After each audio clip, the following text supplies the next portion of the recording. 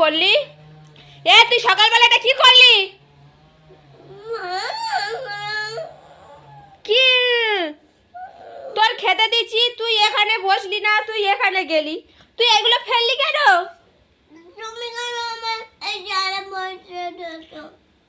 চেয়ারে আমি বসতে দিচ্ছি, তুই এগুলো ফেললি কেন বল? সকালবেলা এরকম দুষ্টামি ভালো লাগে বাবু? হ্যাঁ, তুমি একটু নিজে হাতে তুলে খাওয়া শিখতে পারো না?